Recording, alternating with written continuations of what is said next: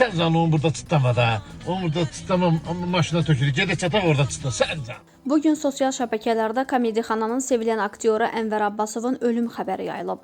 Azxəbər.com aktyorun özü ilə əlaqə saxlayıb. Xəbəri bizdən eşidən aktyor yalan məlumatı yayan insanları qınayıb.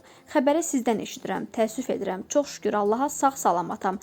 Belə yalan məlumat yayanlara ayıb olsun.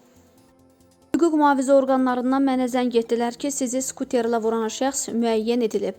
Həmin şəxs mənə səsli qeyd göndərərək üzr istədi. Mən danışa bilmədim, ailə üzvlərim danışdı.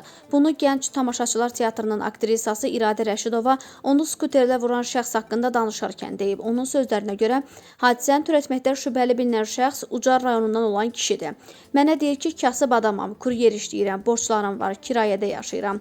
Şikayətimi geri götürməyimi xahiş edir. Skuterlə vuran şəxsin həyat yoldaşı mənə bildirir ki, hadisə zamanı həyat yoldaşı mənə su gətirib yardım etmək istəyib, amma qəbul etməmişəm.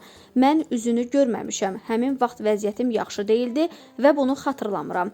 Məndən şikayətimi geri götürməyi xahiş edir. O aldığı xəsarətlərlə bağlı da danışıb. Kəllə sümüyümün xətti sınıb. Həkimlər deyir ki, 5-6 aya bərpa olunacaq. Hazırda əsas mübarizəm öz sağlamlığımdır. Allaha şükür edirəm ki, sağ qalmışam. Bəlkə yataq xəstəsi olardım. O zaman vəziyyət necə olardı?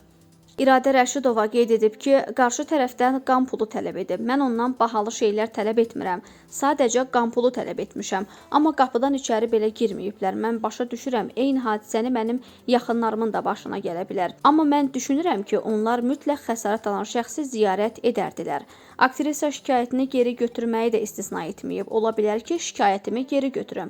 Qeyd edək ki, iyunun 6-sında aktrisa Səbail rayon ərazisində skuter sürən şəxs tərəfindən vurulub. O, Respublika Neyrocərrahiyyə xəstəxanasına yerləşdirilmişdi. Hazırda ev şəraitində müalicəsini davam etdirir.